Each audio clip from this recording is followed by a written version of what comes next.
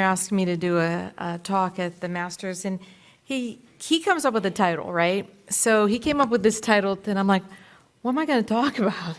So I'm thinking to myself, what's new with teenagers with acne? And he challenged me. So I found some new things, and we'll go over some things that may not be as new for some of you. But when we talk about teenagers with acne, and these are just my disclosures, and this is sort of the outline that we're going to follow, we have to talk about adherence, right? So if you look at one study, this is a little bit old, maybe about 5, 6 years old, and they looked at a university outpatient setting. They looked at kids who had acne, and they looked at whether or not they used their treatments. And everybody knows my clinic that I talk a lot, and I'm spending all this time talking about the patients. But about 27% of patients didn't fill their prescription medications. So I'm there talking, and I'm just going on, and if you give them, and I appreciate the laughter because that's true, but if you give them 1, 2, or 3, you can look at the percentage. If you gave them one medicine, 9% weren't filled. If you gave them 2, it's 40, and if you use 3, it went down to 31%. And I'm thinking, well, if they're really bad, you're probably giving them 3 medications, so that's why it went down a little bit. So we don't have a lot of adherence, and when we think about teenagers, we have to think, how can we interact with them in a way so that they want to take care of their skin? And if you look a little bit, if you give them a topical retinoid, look at the most non-adherence was associated with the topical retinoid. We all give a topical retinoid. And look at the second thing, an over-the-counter product. I'm always giving over-the-counter benzoyl peroxide. So as I was creating this lecture, I was thinking, I have so much to learn. I've been doing this for over 25 years, and yet I still have so much to learn because the 2 things associated with non-adherence are the things I do in my clinic all the time, a topical retinoid and usually an over-the-counter benzoyl peroxide wash. So it got me thinking a little bit. In this study and another study, electronic records are good. So those things that sort of drive me crazy with the Epic medical record actually are helpful because adherence goes way up when you have electronic medical records and you send the prescription in that way. It's also better if you only give them one thing. Who's been in my clinic when I gave one thing? All right, so because I never give one thing, right? So that's probably where I could do better. Yesterday I gave one thing, and no one was in the room with me to see it, but but it's totally true. I gave one to a young man who was 15.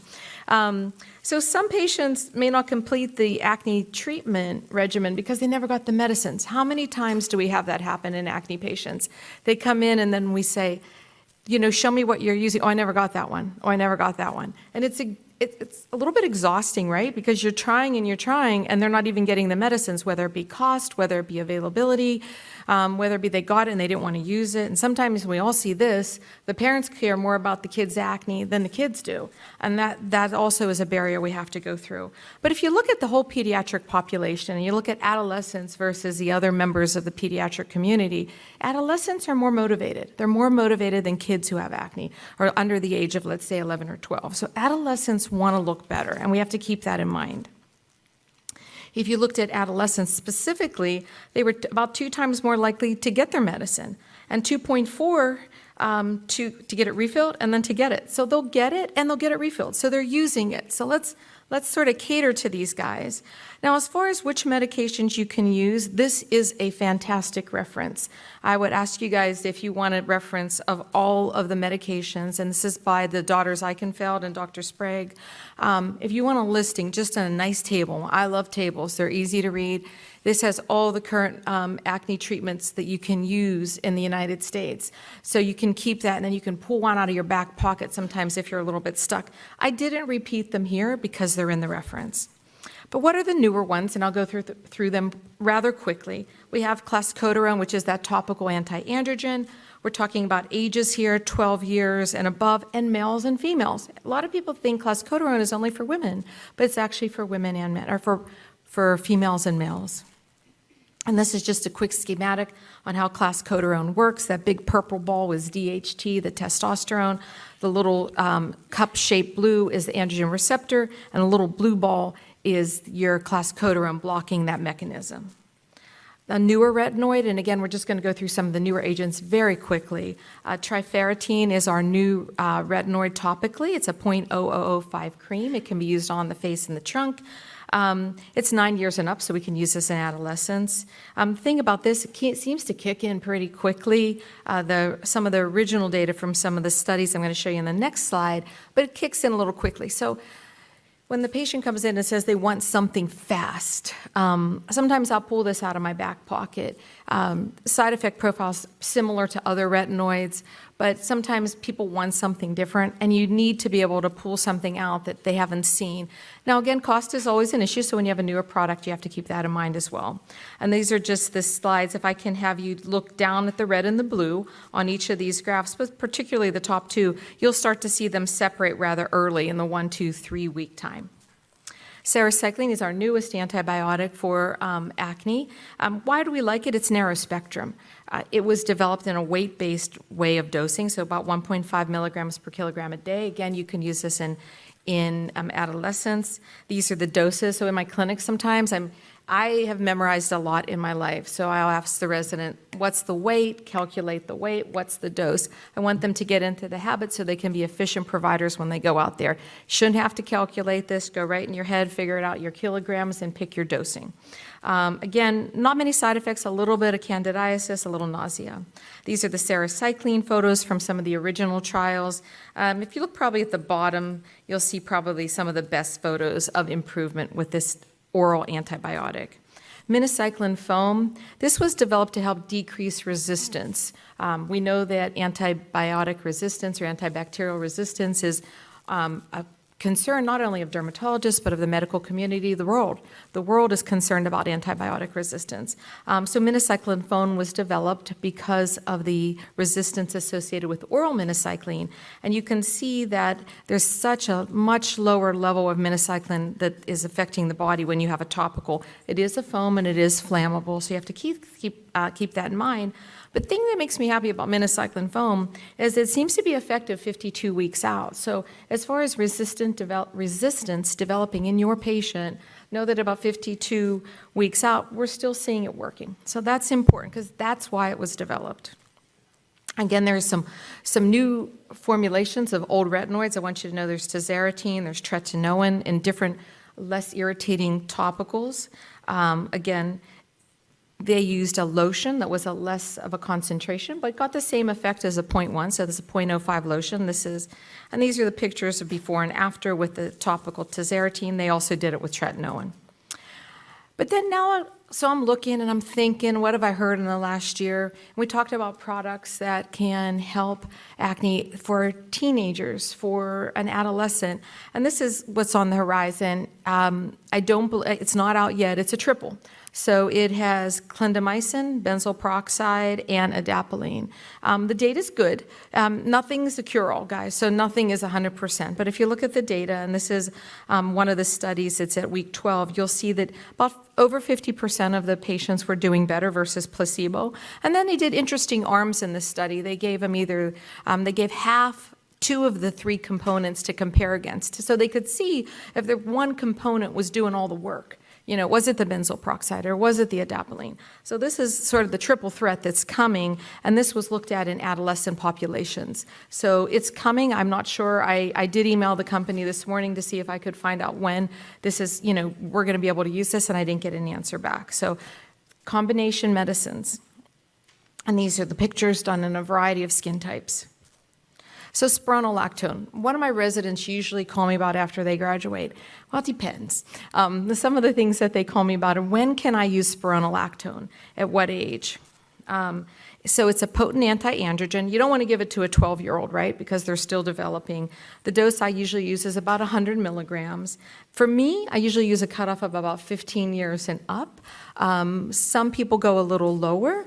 It works very well. And in the next study, and this was done at an academic center, they used the ages of 14 to 20.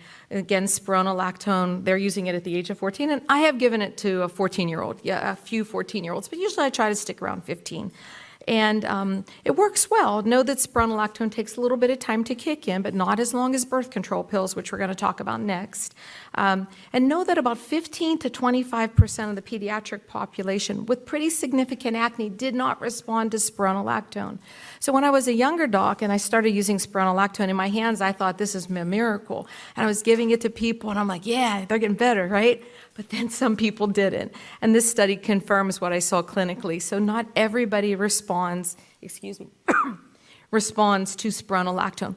But in that adolescent population, in that pediatric sort of adolescent population, they do well with side effects. A little bit less than 4% of them have side effects that make them stop it. And I see adult women stop a little bit more quickly than adolescents when I give them spironolactone. That being said, combined oral contraceptives, and we're not talking about the mini pill, we're talking about combined pills that have an estrogen and a progestin. When can we use them? So I've been for the last week trying to find an answer to this. So finally I emailed, I texted actually, a colleague who's a pediatric endocrinologist. I said, what's the cutoff? I've always said 2 years of menses before. And she said to me, there is no exact age. She said, once they have established menstrual cycles, you can consider giving a birth control pill. But you want to be very careful with early teens. So I sort of use that 15, 16 cutoff, usually around 16 for contraceptions. But this is a very big point, and I should have made it bigger on the slide. You know, you got to weigh whether or not they desire contraception. If they desire contraception, then you got to, birth control is probably a good way to go, right? Because the risk of a birth control pill to the patient's overall health is much less than a risk of an unwanted pregnancy. And you have to keep that in your brain. It's a little bit of a tricky concept, but if they desire contraception, you should be thinking about birth control sooner. When do you do it? Ages 16 to 17. You want to think about thromboembolic events. Do you have to see an OBGYN before starting a birth control pill? No, you don't have to. You should do a pregnancy test. You should do their blood pressure. You should go through the risk with them, including migraine with aura. These are some of the things that I do. But you don't need to have that OBGYN there to start a birth control. Now, that may be different. I'm looking down at Jan here, Dr. Isakovich, because I'm thinking I know it might be different in Europe, but in the United States, you do not have to. And as part of the American Acne and Rosacea Society, we're coming up with core competencies for acne, right? So we don't have them to the extent that we want. And one of the things we want to teach our residents is how to prescribe birth control pills and not to be afraid to do that. So you can do it. You can do it. You should do some good screening. It doesn't take long. It takes 30 seconds. Pick a few that you're comfortable with and learn them, and then you can prescribe oral contraceptives. So teenagers, yes, you can do oral contraceptives. Diet, just a quickie here, and this is a very complex slide. I want to take your eyes down to the green at the bottom where it says omega-3 and probiotics. Those are things that can help, okay? So the omega-3s and probiotics. As far as dairy, meat, and sugar. Sugar is probably the worst of all of them. The dairy controversy lives on. And as I said once at an integrative meeting, I'm not going to tell my patients who are on limited incomes that they can't have milk. To check the price of almond milk when you go to the store and check the price of your cow's milk. So I will not say that my patients can't have milk. And some people makes a difference. I'm not going to say it doesn't, but I won't tell patients not to have milk in my population. So this is a good review article by Jerry Tan and Hillary Baldwin, and they're really at the forefront of trying to figure this out. Okay, so how do I do it less expensively, turning down the sugar? I tell them to watch their sugary drinks. I don't have the reference here, but there are very good references showing that if increased number of sugary drinks will increase acne. So that's an easy one, right? Instead of spending money for a sugary drink, you have a water and just less sugar overall. Face washing, and I'm thinking about the patient I referenced that no one was in the room with me when I gave only one thing. He wasn't washing his face every other day. His mom and his dad both came with him. They're a very nice family. But we talked about washing the face. This has been studied. It's 2 times a day. Teenage boys particularly need to wash 2 times a day. I tell almost every one of them they need 2 showers a day. Doesn't have to be a big dip, just 3 minutes and they're out. But they need to wash their face more frequently. If you have a bad atopic, of course you're not going to have them wash twice a day. But in my mind, most teenagers, especially as they're entering into the teenage years during that pubescent time, they can take 2 they can wash their face twice a day or take 2 showers. But that has been studied, and they found out if you washed 1 time a day, your acne didn't look as good, and if you went 4, you could irritate, okay? So which cleanser? Okay, that's always a biggie. Which cleanser? Well, this is from 2018. It's a nice study by some other pediatric derms, Dr. Orlo and some colleagues. And, you know, there are articles out there, but it's hard to put it together which one is the best. So I encourage you to find one that's the best for you. I encourage you to look at this article, which looked at cleansing types for acne patients. And find one that you like and you think will work, and think about the cost, because not everyone can afford a $15 wash. So I want you to think about the cost as you do that. So how do we increase adherence? You got to listen, okay? You've got to think of your formulations. What are they like? Do they like pads? Do they like swabs? Try to do it once a day. Look for combination products. Ask questions like, how many times a week do you use that? Rather than, do you use your medicine? Because then they're going to say yes. So you want to say, how many times a week do you use that? Again, listen. It's very hard sometimes, I know. See what they like and dislike. Tell them it's going to take a while. You know, this isn't going to be fast like everything else in their lives. Show interest in them. You know, Dr. Schachner taught me early on as a resident to ask what grade they're in, what subjects they like in school, different things like that. So it doesn't have to be a big explanation or a big question. It just shows that you're interested. Again, listen. You can address adherence. You can say, hey, you know, is there a reason why you aren't using this medication? The kids will tell you. You'd be surprised what they'll tell you. No, I don't like the smell of that. No, it's sticky. You messed up my sheets. No, it leaves something. So they'll tell you. Evaluate what they say and quickly have a plan in place so you can see them and move forward. Pediatric patients are different than adults. So you have to keep that in mind that they're kids. Finally, electronic visits, this has been studied, have helped with acne. And I want you to remember as we transition to our next talk about diverse populations. My clinic I like my clinic. I do very much. And yesterday, towards the end, I kicked the residents out. And who was it? Natalie, I think. I kicked her out. The reason I kicked Natalie out is because I had a young lady who was transitioning.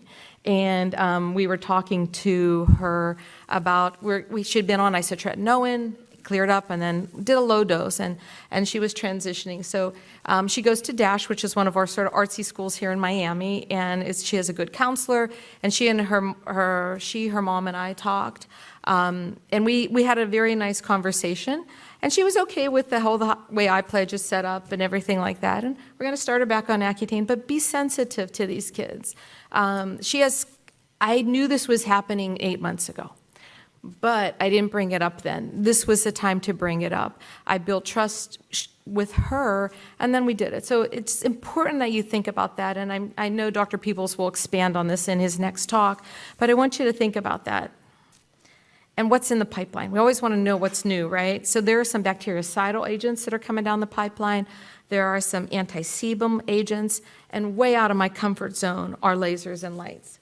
But I want to tell you about a new FDA-approved laser system that was approved in November of 2022, and it's a cures acne treatment, and it is photothermolysis, if I'm saying that right. The reason I'm excited about it is it's something different that I don't do. I'm also excited about it because it seems to have some long-term cure rates for that patient who doesn't want a pill and doesn't want a cream. I get no money from them. I just thought it was interesting. It's something new in the pipeline. As far as the age, I reached out to the company this morning. I didn't hear, but I asked Dr. Mandy, one of the other faculty at UM, and he thought maybe about the age of 12. So I anticipate that this will be able to be used on teenagers. So I want you to know, even though I don't do lasers and lights, that they are important things to keep in our armamentarium, and I should know more about them. So I'm going to keep working on that. And again, to wrap up, listen. You just have to listen. Have a plan for your medications, for your washes, for the diet, and for future and alternative treatments. Thanks. That's it.